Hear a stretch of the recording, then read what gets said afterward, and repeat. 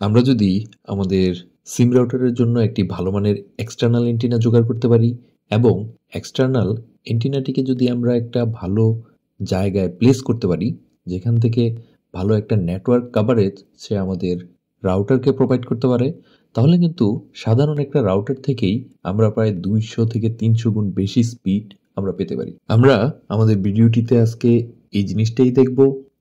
তো আর কথা না বাড়িয়ে চলুন শুরু করা যাক। আসসালামু আলাইকুম।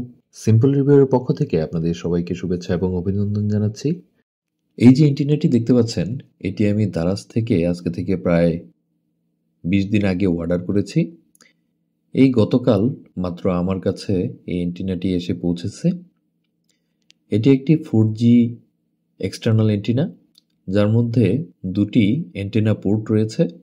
আমি এটি অর্ডার করেছি স্পেসিফিক্যালি আমার কাছে থাকা টিপি লিঙ্কের MR105 রাউটারটির জন্য, যেটিতে আপনারা ইতিমধ্যে দেখেছেন দুটি এন্টিনা পোর্ট রয়েছে।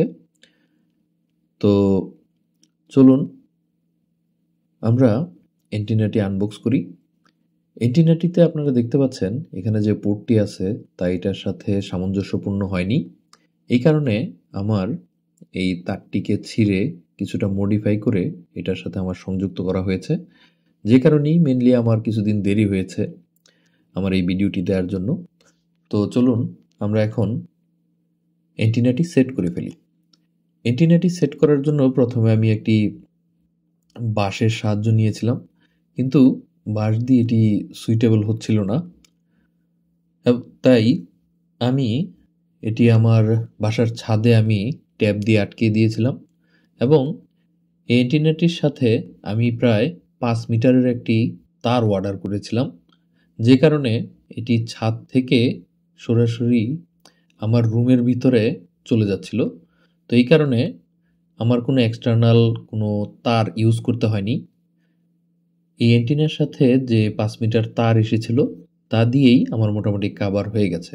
তো আপনারা যারা অ্যান্টিনা কিনতেছেন তারা অবশ্যই দেখে নেবেন অ্যান্টিনার সাথে যে বিল্ট ইন তারটি আছে সেটি যথেষ্ট পরিমাণ আছে কিনা। ধরেন আপনার বাসার ছাদ থেকে আপনার জানালার দূরত্ব হচ্ছে 10 মিটার, আপনি 10 মিটারের তারই অর্ডার করবেন। বা এত যদি দারাজে না দেয়া থাকে তাহলে আপনি লোকালভাবে কিনেও একটু জয়েন দিয়ে আপনি নিতে পারেন। তো আমার কাছে যথেষ্ট পরিমাণ তার থাকার কারণে 5 মিটার তার আমার জন্য যথেষ্ট। তো এটি আমি আমার ঘরের ভিতরে নিয়ে এসেছি দোতলায়। এই যে দেখুন জানলা দিয়ে আমি নিয়ে এসেছি, আমার জন্য এটা যথেষ্ট। তো এই যে পোর্টটি দেখতেছেন, যেটা আমি বললাম যে এই পোর্টটি আমার SMA পোর্টের সাথে যাচ্ছে না, ভুলবশত হয়তো ওরা আমাকে এই পোর্টটি দিয়ে দিয়েছে। তো এই কারণে এটি আমার একটু কাটাছেঁড়া করতে হয়েছে। তো ভিডিওটি বেশি বড় হয়ে যাবে, এই কারণে আমি আর এই কাটাছেঁড়ার অংশটি দেখাচ্ছি না। আমি এটি একটু ছিঁড়ে কস্টিপ দিয়ে আমি খুব ভালো করে লাগিয়ে দিয়েছি যাতে কানেকশনটা প্রপার হয়। তো যাই হোক, আপনারা যদি চান যে আমি কিভাবে কানেক্ট করেছি এটাও দেখতে চান, তাহলে আমি আরেকটি ভিডিওতে শর্ট ভিডিও করে ওটাও দেখিয়ে দিতে পারি। তো যাই হোক, চলুন আমরা এখন টেস্টিং পার্টে চলে যাই। তো টিপি-লিঙ্ক রাউটারটি কন্ট্রোল করার জন্য আপনি কম্পিউটারে ব্যবহার করতে পারেন, মোবাইলে ওদের একটি স্পেসিফিক অ্যাপস আছে থেটার নামের, তো ওইটাও আপনি ইউজ করতে পারেন।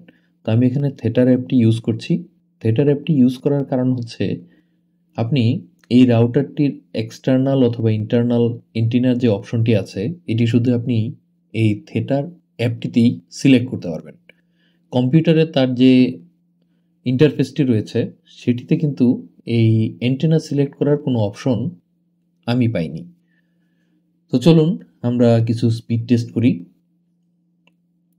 আমি প্রথমেই বলে নিই, আমার এই রাউটারটিতে ইনস্টল করা আছে রবির আনলিমিটেড প্ল্যান, যেটিতে আমি আমার ঘরের ভিতরেই অ্যান্টেনা ছাড়া, এখন কিন্তু কোনো অ্যান্টেনা নেই, আমার ঘরের ভিতরে ফুল 4G নেটওয়ার্ক পাওয়া যায়।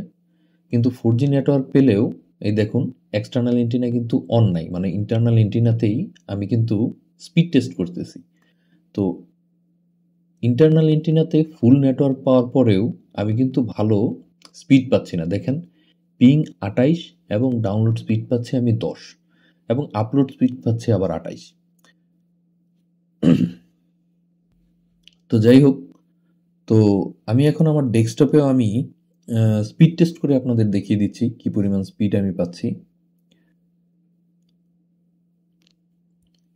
রুবিতে আমি রেগুলারই পিক হোক অফ পিক আওয়ার হোক আমি সবসময় 10 থেকে 15-20 mbps স্পিড পাই ইন্টারনাল এন্টিনাতেই। তো আমি যখন দেখলাম এক্সটার্নাল এন্টিনা ব্যবহার করার কারণে আমি যে স্পিডটা রেগুলার পাইতাম 20 থেকে 25 অথবা 18 থেকে 20, তো এক্সটার্নাল এন্টিনা ইনস্টল করার সাথে সাথে আমি দেখলাম স্পিডটা প্রায় আমি 40 mbps পাই। তো যে কারণে আমি এই ভিডিওটা মেনলি করছি। তো যাই হোক, আপনারা দেখেন আমি যখন সিম রাউটারটি একই সাথে দুইটা ডিভাইস চালাই বা দুইটা ডিভাইসে আমি যখন স্পিডটা টানি, অথবা আপনারা যখন একই সাথে 2-3 জন একটা রাউটার চালাবেন তখন কিন্তু দুইটা ডিভাইসই রাউটার থেকে স্পিড একই সময় ক্যাপচার করতে থাকবে। তো সেই সময়ে কি হবে, রাউটার কতটা আসলে স্পিড ডিস্ট্রিবিউট করতে পারছে সেটা আপনি বুঝতে পারবেন। দেখবেন কোনো একটা ডিভাইস খুব ভালো চলতেছে, আবার দেখবেন কোনো একটা ডিভাইস একদমই চলছে না। যেমন এই ক্ষেত্রে কি হচ্ছে দেখেন, আমার ডেস্কটপ কিন্তু একদমই স্পিড পাচ্ছে না, হ্যাঁ, কিন্তু আমার ল্যাপটপ মোটামুটি ভালো একটা স্পিড আমাকে এখান থেকে দিতে পারছে। এবং এই সিমুলটেনিয়াসলি যে আমি পরীক্ষাটি করছি এটি কিন্তু এক্সটার্নাল এন্টিনা আমি এখনো অন করি নাই, টার্ন অন করি নাই বা সংযোগও আমি করি নাই। তো এই হচ্ছে স্পিডের অবস্থা। তো চলুন দেখি এখন আমরা এক্সটার্নাল যে এন্টিনা আছে সেটা আমরা অন করে নিই। অন করার জন্য আমাদের অ্যাপসটিতে যেতে হবে। অ্যাপসটিতে গিয়ে আমার যে এক্সটার্নাল এন্টিনা আছে সেটি আমাকে অন করে দিতে হবে। তো এই যে আমি এখন এক্সটার্নাল এন্টিনা অন করে দিলাম। টাচে একটু সমস্যা হচ্ছে। এই যে আমি প্রথমে এটি ইনস্টল করে নিয়েছি যাতে কোনো প্রকার মিসকানেকশন না হয়, যেহেতু আমি তারটাকে একটু ছিঁড়তে হয়েছে এবং তাতাল দিয়ে এটাকে জয়েন করতে হয়েছে। আমার এক বন্ধু আছে যে আমাকে একটু সাহায্য করেছে। তো আপনারা যদি দেখতে চান কিভাবে কানেক্ট করেছি সেটাও আমি দেখিয়ে দিতে পারি। তো এই যে আমার এক্সটার্নাল এন্টিনা কিন্তু আমি অন করে দিয়েছি। এখন আপনি টিপি লিঙ্কে যেই সিগন্যালটা দেখছেন এটি হচ্ছে এক্সটার্নাল এন্টিনা থেকে আসা সিগন্যাল। আমি একটা জিনিস খেয়াল করেছি, আপনাদেরকে অবগতি হওয়ার জন্য জানিয়ে দিচ্ছি। আপনি যখন এক্সটার্নাল এন্টিনা ইউজ করবেন তখন দেখবেন বেশিরভাগ সময়ই নেটওয়ার্ক ফ্ল্যাকচুয়েট করছে। মানে আমার ক্ষেত্রে এটি হয়েছে, কোনো সময় দেখবেন 2 কাঠি চলে এসেছে, আবার দেখবেন ফুল নেটওয়ার্ক পাচ্ছে। তা আমি আমার ক্ষেত্রে প্রায় সময়ই দেখছি এটা আপস অ্যান্ড ডাউনস করে, কিন্তু এটা যতই আপ অ্যান্ড ডাউন করুক আমি কিন্তু স্পিড খুবই ভালো পাইছি। যেমন সবসময় আগে দেখেন আমি পাইতাম হচ্ছে 10 থেকে 15 দিনের সেম সময়টাতে। তো যখন আমি এক্সটার্নাল এন্টিনা ইনস্টল করছি এবং এক্সটার্নাল এন্টিনা আমি লাগিয়ে দিয়েছি তখন আমার ডাউনলোড স্পিডটা বেড়ে গেছে এবং পিংটাও মোটামুটি বেড়ে গেছে। কোনো সময় 70-80 চলে যাচ্ছে, আবার কোনো সময় এই পিংটাই একদম 10-এর কাছাকাছি চলে আসছে, 10, 8, 9 এরকম চলে আসছে। তো আমি জানি না এটা কী কারণে হচ্ছে, তবে ইন্টারনেটে আমি ঘাটাঘাটির পরে দেখতে পারলাম আপনি যখন একটি এক্সটার্নাল এন্টিনা ইউজ করছেন, এক্সটার্নাল এন্টিনাটি যে কোনো একটি স্পেসিফিক ওয়েভলেন্থে কাজ করে বা একটি স্পেসিফিক ব্যান্ডে সে ক্যাপচার করতে পারে। যেমন আমার এখানকার যে এক্সটার্নাল এন্টিনাটি আছে সেটি একটা নির্দিষ্ট ব্যান্ডে ক্যাপচার করতে পারে। তো চেষ্টা করতে হবে এক্সটার্নাল অ্যান্টিনাটি এমন একটা পজিশনে সেট করার জন্য যেখানে আপনার নেটওয়ার্ক থেকে যেই ব্যান্ডটি বা ওয়েবটি যেটি আসছে সেটি যাতে কোনো জায়গায় বাধাপ্রাপ্ত না হয়েই আপনার অ্যান্টিনাতে সরাসরি কানেক্ট হতে পারে। তো এই জিনিসটা এনশিওর করতে হবে। যদি আশেপাশে ভেজিটেশন থাকে বা আশেপাশে প্রচুর ঘরবাড়ি থাকে আপনি দেখবেন ভালো নেটওয়ার্ক পাচ্ছেন, ফুল কাভারেজ পাচ্ছেন, কিন্তু আপনার যে ওয়েভলেন্থের মাধ্যমে আপনি এই ইন্টারনেটটা আপনার ডিভাইসে আসছে সেটি যদি বিভিন্ন জায়গায় বাধাপ্রাপ্ত হয়, অনেকটা ঢেউয়ের মতো, দেখবেন আসছে কিন্তু অনেকটা উইক হয়ে গেছে, এবং এটার সাথে যে ডাটাটা সে নিয়ে আসছে সেটাও একটু উইক হয়ে যাবে। তো যাই হোক, আশা করি কোনো এক সময় আমি অ্যানিমেশনের মাধ্যমে আপনাদের এই জিনিসগুলো আমি আরও বিস্তারিত বুঝিয়ে দিতে পারবো। তো এখানে দেখুন, আমি এক্সটার্নাল ইন্টারনেট ইউজ করার পরে আমার প্রত্যেকটা স্পিডে আমি 30-এর উপরে স্পিড পাচ্ছি, এবং পিং যদি আপনারা খেয়াল করেন দেখেন 10-এর নিচে চলে আসে, যেমন এখানে 8 পিং পাচ্ছি আমি। তো এটাই আমি দেখানোর চেষ্টা করছি, আপনাদের বাসায় যদি ভালো নেটওয়ার্ক কাভারেজও থাকে, আপনি কিন্তু চাইলে আপনার সিম রাউটারটির সাথে একটি ভালো মানের এন্টিনা ইউজ করতে পারেন। এন্টিনাটি এমন জায়গায় প্লেস করবেন যেখানে ওপেন স্পেস যথেষ্ট রয়েছে এবং যথেষ্ট উপরে আপনি সেট করতে পারছেন, যাতে আনইন্টারাপ্টেড একটি কানেকশন সে এস্টাবলিশ করতে পারে নেটওয়ার্কের সাথে।